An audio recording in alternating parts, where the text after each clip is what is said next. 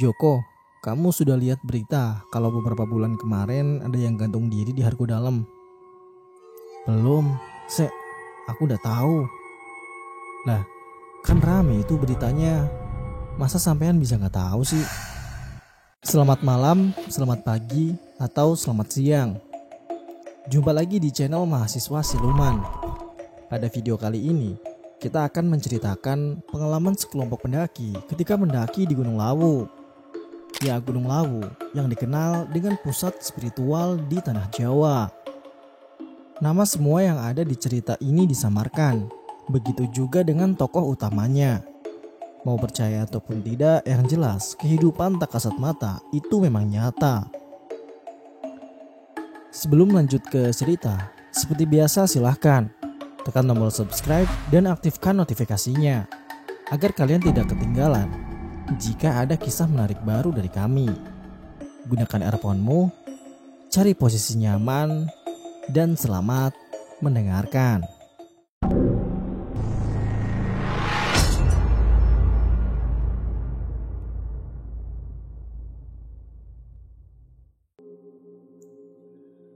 Cerahnya mentari membakar kulit di daerah Solo ini.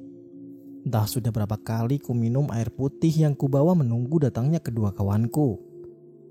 Nampak 3 tas keril yang kugunakan dan punya kawanku tergeletak di ujung pos. Sepertinya tempat ini adalah pos satpam yang ditinggalkan dekat stasiun Solo Jebres. Terdengar suara kawanku, Joko dan Henry, melangkah menuju pos tempatku berteduh. Entah sudah berapa kali asap putih mengepul dari mulutku. Waktu yang terasa lambat menunggu kawanku membeli logistik di sekitar pasar agar pendakian ke Lawu tidak menjadi teror di kala perut lapar. Lama amat lu, ujarku. Joko dan Henry mesem-mesem persis kayak Petruk dan Gareng lagi nyari bau kentutnya si Semar. Ah, elah Don, nih lihat bawaan lumayan banyak, ujar Joko yang sambil menenteng beberapa belanjaan logistik yang sudah dia beli. Tahu lu Don, lumayan enak cuman bengong sama ngebul jagain tas doang. Henry pun tak kalah sengit membela Joko. Aku pun tersenyum kepada mereka. Jancuk malah marah-marah. Iya, aku yang salah. Puas deh lo. Mereka pun tertawa secara bersamaan. Tak banyak yang diceritakan di daerah Solo Jebres ini, namun perjalanan masih panjang. Joko pun menelpon seseorang untuk menjemput kami, karena yang lebih paham daerah ini dan Lawu adalah Joko. Jadi aku dan Henry tinggal duduk manis menunggu perintah selanjutnya dari pimpinan pendakian kali ini. Waduh, kita harus nunggu setengah jam lagi ya? Yowis, kalian istirahat dulu lah, cari tempat ngopi yuk, ujar Joko kepada kami. Kami berdua pun mengangguk. Rasanya menunggu sambil ngopi dan makan gorengan lebih nikmat dibandingkan harus menunggu di tempat yang mulai panas ini. Kami pun berjalan hingga terlihat warung kopi di pinggir jalan. Barang bawaan pun ditumpuk jadi satu. Logistik pun sudah dibagi masuk ke dalam keril masing-masing. Kami pun memesan mie rebus, lumayan untuk ganjalan perut yang sudah mulai teriak lapar. Sembari memakan mie yang sudah terhidang, rasanya air putih di depanku tak sanggup menahan rasa dahaga yang sedang kuderita. Bude, aku es teh manisnya 1, ujarku, lalu disambut dengan ucapan kedua temanku. Aku es jeruk bude. Kalau aku kopi bude. Pemilik kedai yang sudah berumur setengah baya itu pun mengangguk. Ia pun mulai membuat pesanan minuman dengan terampilnya.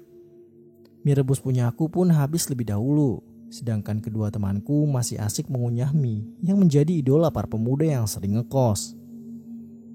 Sedang asik bersenda gurau, datanglah seorang laki-laki parubaya di samping kedai kopi itu.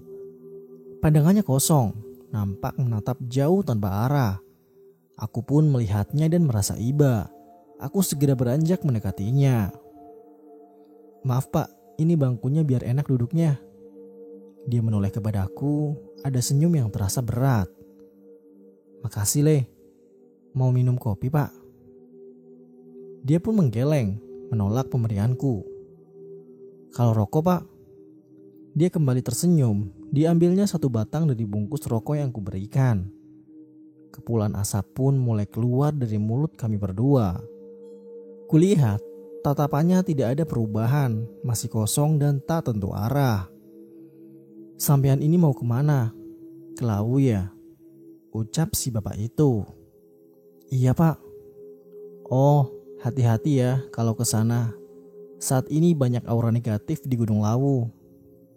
Aku hanya diam, tanpa bermaksud bertanya lebih jauh, hanya anggukan kecil yang kuisyaratkan. Kembali dia mengepulkan rokoknya. Terlihat olehku dari tampilan tangannya yang menggambarkan dia seorang pekerja keras. Terlihat dengan jelas di lengan tangan kanan sebuah tato dengan motif bunga, dan di lengan tangan kiri bertato motif naga dan wanita. Nampak masih muda bapak ini, sosok orang yang disegani oleh orang di sekitarnya. "Oh, iya bapak asli dari sini ya?" "Bukan le, aku dari Desa Jabung, Kecamatan Panekan, Kabupaten Magetan. Kamu tahu?" "Tidak pak, aku gak ngerti daerah sini. Asalku dari Jakarta." "Oh, terima kasih nih le, rokokmu," ucapnya dengan nada berat. Kemudian temanku memanggil, "Woi Don, itu bayar makananmu. Masa lu gue traktir terus sih? Bisa bangkrut nih aku." Iya, bentar ya pak." Aku pun segera membayar makanan yang sudah aku pesan. Lalu memberikan sejumlah uang, dan setelah selesai pembayaran, aku pun menoleh ke arah tempat bapak tadi duduk. Namun dia sudah tidak ada. "Loh, Ndri, tadi lu lihat nggak bapak yang duduk di sini ngobrol sama gua? Pergi kemana ya dia?" "Bapak-bapak, ngaco lu. Dari tadi juga lu bengong rokok sendiri. Dipanggil juga diem aja, makanya si Joko tadi teriak manggil lu." "Ah, yang benar. Tadi aku ngasih..." Ucapanku terhenti. Kulihat sebatang rokok yang masih utuh di bangku tempat si bapak itu duduk. Alah, udah ngelinturnya yuk berangkat. Itu mobil kawanku sudah sampai di seberang." Joko pun mengambil kerilnya. Ku ambil rokok tadi, masih utuh tanpa terbakar sedikit pun. Bulu kuduku berdiri seakan ada yang janggal. Aku pun berdoa, semoga saja itu hanya halusinasi karena beban stres yang mengelayuti kepalaku. Atau apakah benar dia hantu? Terlihat di seberang jalan mobil jenis city car yang muat menampung 4 orang berhenti. Sementara pengemudinya masih sebaya usia denganku. Nampaknya itu adalah teman Joko yang memang kelahiran dari Solo. Kami sempat menyeberang, lalu dengan hormat menyalami sang pengemudi tadi. "Bro, ini kenalin koncoku di Jakarta, Hendro." Ia menyebut namanya. Kami pun memperkenalkan nama masing-masing. Lalu setelah itu, keril kami tumpuk di belakang. Untung saja masih muat. Maklumlah, city car tidak seperti mobil keluarga pada umumnya. Perjalanan pun akhirnya dimulai. Nampak si Joko antusias sekali bercerita pada kawan lamanya. Joko, kamu sudah lihat berita kalau beberapa bulan kemarin ada yang gantung diri di Hargo Dalam?" "Belum, aku udah tahu." "Lah, kan rame itu beritanya. Masa sampean bisa gak tahu sih?" "Bener. Loh, emang kenapa?" Sayup-sayup kusimak pembicaraan mereka berdua. Nampaknya kisah yang sangat menarik. Aku gak tahu awalnya. Cuman yang mati gantung diri itu bapak-bapak paruh baya. Namanya kalau gak salah Jimun. Ada tato di tangannya. Ketika aku mendengar cerita Mas Hendro, lidahku keluh. Apa benar bapak-bapak yang tadi adalah Pak Jimun? Aku segera memotong pembicaraan mereka. "Mas Hendro, tangannya tatonya gambar bunga, naga sama wanita ya?" Persis itu Don. Loh kok sampean tahu?" Mas, itu aku baca berita di internet. Aslinya dari Magetan kan?" "Bener, itu koncomu wis apal. Sampean gak pernah baca internet sih." Hendro melihat ke arah Joko. Joko hanya nyengir sambil garuk-garuk kepala yang tidak gatal. sedangkan Henry sudah terbuai dalam lautan mimpi. Aku tak ingin menjadi candaan mereka kalau aku melihat sosok Pak Jimun yang berpesan hati-hati kalau ingin naik Gunung Lawu hari ini. Nampaknya hari kian beranjak siang, namun perjalanan kami menuju Lawu masihlah jauh. Kelokan dan sejuknya hawa pegunungan sudah terasa saat ini. Kita akan menuju ke base camp Ceto. Memang kuakui, Lawu adalah gunung penuh misteri, di mana ini adalah gunung purba yang menyimpan banyak cerita. Biasanya banyak pendaki yang lebih memilih lewat Cemoro Sewu atau Cemoro Kandang karena treknya yang lebih dekat. Sedangkan via Ceto ini treknya lebih jauh, sekitar 15 km. Bahkan menurut beberapa cerita yang pernah kudengar, jalur Ceto ini adalah rute pelarian Raja Majapahit yang terakhir, yakni Prabu Brawijaya kelima yang kemudian moksa di Gunung Lawu. Mobil pun berjalan perlahan. Mas Hendro konsentrasi karena perjalanan saat ini banyak tikungan. Sedangkan si Joko sibuk menjadi navigasi dengan bilang ke kiri dan ke kanan. Henry pun belum ada tanda-tanda ingin bangun. Sedangkan aku sibuk memperhatikan hamparan ladang para penduduk di perkebunan teh kemuning yang terhampar luas di kaki Gunung Lawu. Mobil Mas Hendro pun merayap dengan megap-megap. Hawa sejuk ke arah dingin pun merambati lengan. Mengelus-elus, aku pun berdoa agar kendaraan kami tidak mundur. Sangat lucu bukan? Mobil bagus jalannya mundur, gelundung, dan bisa jadi kisah dalam tulisan ini pun tak ada. Dengan saling diam di mobil, maksudnya kita berdoa, tikungan dusun Gumeng, Jinawi, Ceto, itu pun kami lewati. Namun jalan menanjak masih belum aman, di mana aspal jalan mengelupas di sana sini. Mas Hendro pun melambatkan laju mobilnya dengan hati-hati. Aku sepenuhnya menyerahkan semuanya kepada sang sopir. Akhirnya kami tiba di base camp Ceto. Mobil pun segera menepi, kubangunkan Henry. Dia pun seperti mengigau. "Dri, bangun. Sopo sing bedus?" "Joancu, bangun, bukan wedus." "Oh, udah sampai ya?" Aku menjitak kepalanya. "Aduh, dasar gendeng lu Don." Aku pun nyengir sambil membereskan keril yang tidak muat ditaruh di belakang. Henry pun bangun dengan lingkaran iler masih menempel di sisi bibirnya. Joko dan Hendro sudah lebih dahulu mampir ke warung untuk membeli rokok. Aku pun segera meninggalkan Henry. Kulihat pelataran Candi Ceto dan indahnya hamparan teh kemuning. Sinar mentari turun menembus celah kabut yang membalut Candi Ceto. Di puncak bukit, deretan punden berundak berselimut aroma dupa menciptakan suasana yang magis. Candi Ceto memang menyimpan misteri dari cerita figur Sumeria dan kesakralan tempat pemujaan para dewa. Candi Ceto ini adalah candi Hindu yang ada di kaki Gunung Lawu. Keunikan dari kegiatan spiritual yang masih melekat. Pesona alam luar biasa di jalur pendakiannya. Ditambah jejak-jejak sejarah yang masih tersisa. Menjadikan jalur pendakian Gunung Lawu via Candi Ceto sebagai salah satu jalur favorit para pendaki gunung maupun pencinta alam. Maka itu pula lah yang membawa kami lebih memilih pendakian lewat jalur Ceto. "Bro, makasih banyak ya. Ini ada sekedar uang untuk jalan." "Makasih ya kok. Semuanya, gue pamit dulu ya. Hati-hati kalian di sana." "Siap Mas Hendro." Hendro pun segera masuk ke dalam mobil, lalu kembali ke kota Solo. Gue ke tempat administrasi dulu ya. Kalian tunggu di sini dulu." Joko pun menghampiri loket untuk simaksi biar kalau ada apa-apa di atas gunung, tim SAR ada pertanggung jawabannya. Aku sengaja melihat-lihat pelataran Candi Ceto dari jauh. Walau aku saat ini tidak masuk ke area dalam, tapi aku sudah pernah masuk ke dalamnya. Terlihat gambar burung Garuda yang melambangkan kendaraan Dewa Wisnu ditemukan di halaman candi. Hal ini untuk menunjukkan Candi Ceto dibangun sekitar abad ke-15 di akhir masa kejayaan Kerajaan Majapahit.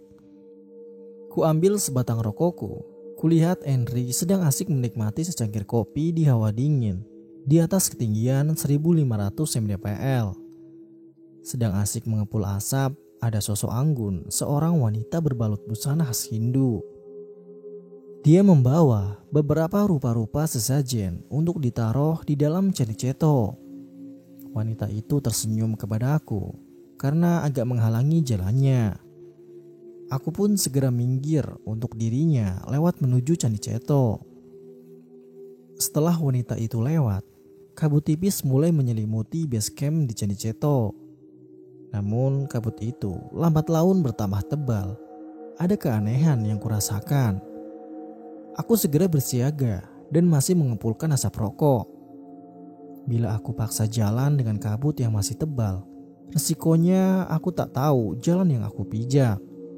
Jadi aku lebih baik saat itu aku diam sembari menunggu kabut di sekitarku hilang dengan sendirinya. Teleponku berdering. Segera ku angkat karena ada nama Joko di layar. Halo, lu di mana Don? Gue di tempat Henry nih. Aku dekat pintu masuk Candi Ceto. Di sini kabutnya pekat banget. Buru turun. Nanti kalau udah agak mendingan aku ke sana. Oh, ya udah. Tunggu aja di sono. Di sini sih kabutnya tipis. Oke bro, siap. Kembali ku teruskan menghisap rokok yang belum habis. Lalu, bruk, rokokku terlempar entah kemana. Mbak, kamu gak apa-apa?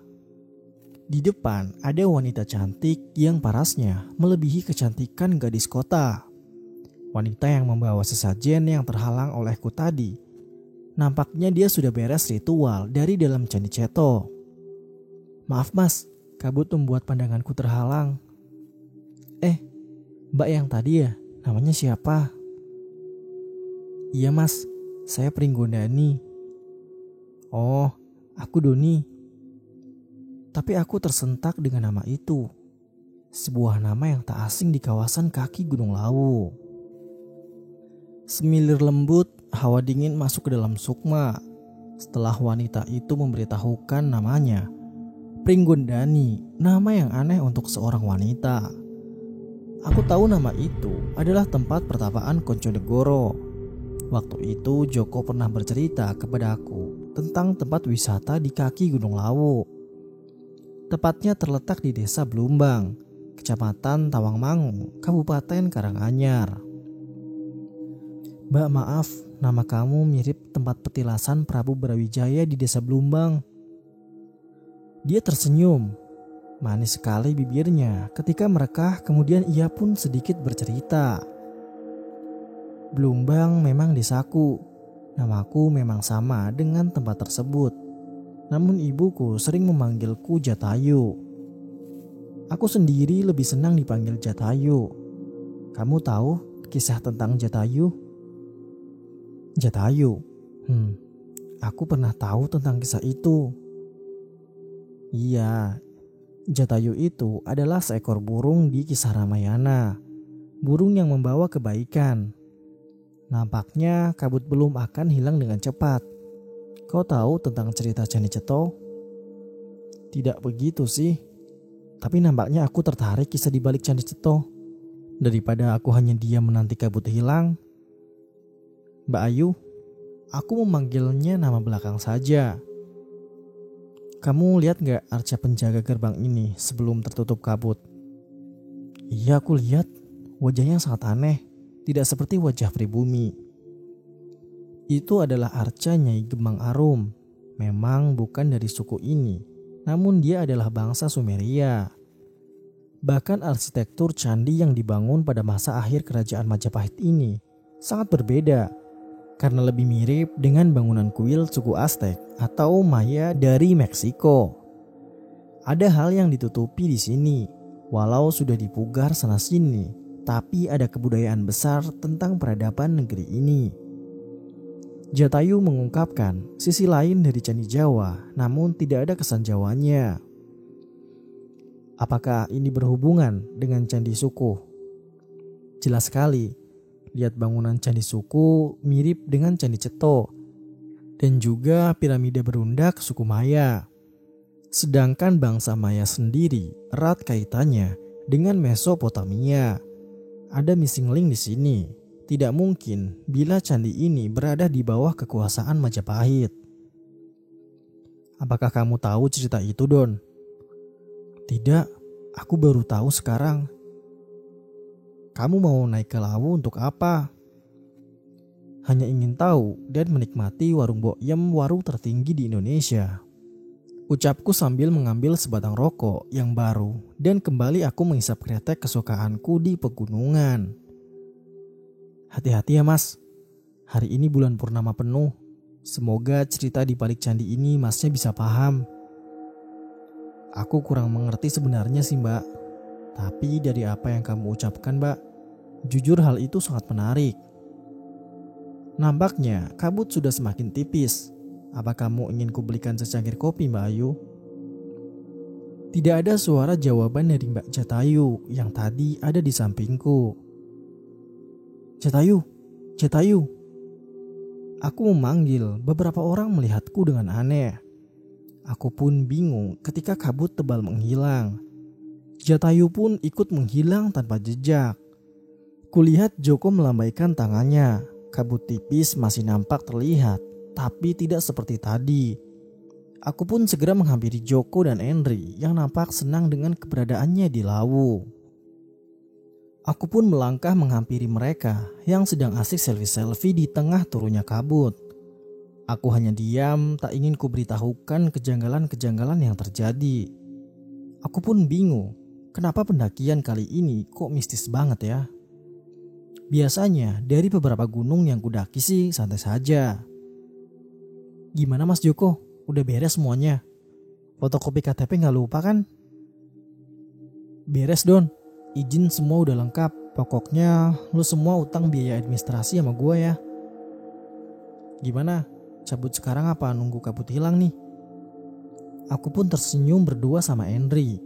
Memang untuk amannya, lebih baik kita mengajukan simaksi atau surat izin masuk kawasan konservasi agar kita tak menjadi pendaki ilegal. Kayaknya bakal lama kalau nunggu kabut hilang. Ya udah yuk, kita naik sekarang aja, ujar Henry kepada kami. Aku pun mengiyakan ucapan Henry. Keril masing-masing pun kembali naik ke pundak. Namun sebelum menuju ke arah pendakian, mereka membayar minuman di warung base camp Ceto ini. Barulah perjalanan pun dilanjut. Namun aku tetap diam dengan beberapa kisah yang terjadi pada diriku. Aku tak mau nanti memberikan kesan negatif pada teman-temanku. Terkadang diam itu lebih baik daripada banyak bicara, sehingga akhirnya terjadi konflik. Yang penting saat ini semua ceria ingin menaklukkan puncak Lawu. Joko pun mengambil 3 botol minuman bekas. Lalu dia memberikannya kepadaku. 1 botol tadi pun dililitkan di pinggang menggunakan tali rafia. Fungsinya agar kalau kita merokok atau makan di perjalanan, nanti putung dan sampahnya dibuang di botol tersebut. Terkadang para pencinta alam tidak mencintai alam itu sendiri. Sampah yang dibawa mendaki harusnya wajib dibawa kembali turun. Namun pendaki baru seakan tak peduli tentang alam itu sendiri. Maka kalau kita bertemu dengan spesies seperti mereka, silahkan ditegur dan diberikan penjelasan bahwa gunung bukanlah tempat sampah. Aku pun melihat keindahan Gunung Merapi dan Merbabu dari kejauhan. Gunung yang eksotis dan suatu hari aku pun akan menjelajahinya. Kabut pun sirna perlahan. Namun hawa dingin sanggup menembus ke jaket yang kupakai. Kulihat Henry dan Joko nampak santai. Maklumlah kulit mereka lebih tebal dari jaket yang dipakai. Perjalanan mendaki melewati jalur yang masih bagus dan masih di lokasi wisata menuju Candi Ketek. Jadi jangan heran kalau jalannya masih rapi, belum ada hambatan yang berarti. Don, lu kan baru kesini nih. Itu namanya Candi Ketek, sama kayak kamu, Ketek. Dia pun tertawa dengan lebar. Hus, Dri, jaga ucapanmu, ucap Joko menegur Henry. Aku yang ingin menimpali candaannya lebih baik diam. hanya melemparkan senyum kayak ketek. Walau namanya Candi Ketek, yang berarti monyet, namun tidak ada sama sekali monyet yang berkeliaran seperti di Tawangmangu. Atau mungkin monyetnya sedang istirahat. Aku kurang begitu mengerti. Kembali lagi aku melihat candi yang mirip dengan peradaban Inca, sama sekali tidak mirip dengan candi Jawa pada umumnya. Dari tadi, kulihat untuk pendaki sendiri tidaklah banyak. Ada beberapa pendaki yang turun dari atas dan berada di base camp Candi Ceto. Memang saat itu juga tidak sepi, banyak orang lalu lalang, tapi di sini mereka lebih fokus untuk sembahyang, baik itu di Candi Ceto maupun di Candi Ketek ini. Tapi untuk yang ingin mendaki, dapat dipastikan dari awal kita sampai hingga saat ini hanyalah kami. Ternyata saya salah, kami tidak mendaki sendiri. Ada seekor anjing yang mengikuti kami. Memang di Ceto ini banyak anjing-anjing yang aku sendiri tidak tahu siapa yang punya. Di sekitar Candi Ketek, aku bertemu seorang bapak-bapak yang sepertinya hendak sembahyang ke atas. Suasananya sepi sekali bila kita melewati jalur ini. Hanya ditemani suara burung hutan yang liar memanggil. Maaf pak, ini anjingnya ngikutin terus nggak apa-apa kalau dia ngikutin sampai ke atas. Wah, di sini tuh udah biasa mas. Paling nanti dia turun sendiri, ngikutin orang yang mau turun. Makin unik pendakian ke Gunung Lawu, ditemani oleh seekor anjing yang jinak. Saya duluan ya mas, hati-hati naik lewat jalur sini, vegetasi hutannya cukup rapat. Bapak itu pun langsung berjalan kembali dengan cepat. Kami bertiga pun kalah cepat langkahnya dengan si bapak tadi. Mungkin dia sudah biasa menggunakan rute ini. Melewati Candi Ketek, perjalanan masih santai. Keadaan jalan pun datar hingga tak jarang aku menikmati perjalanan ini. Kita pun memasuki ladang penduduk dengan jalur yang menanjak kalem.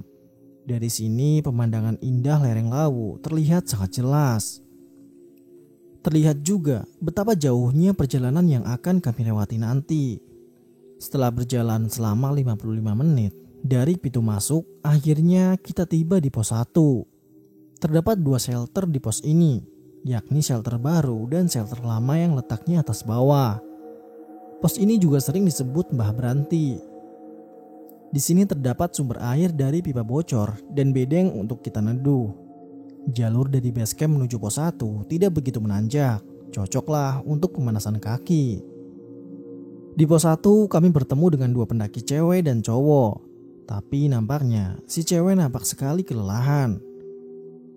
Mas, maaf, ada air minum.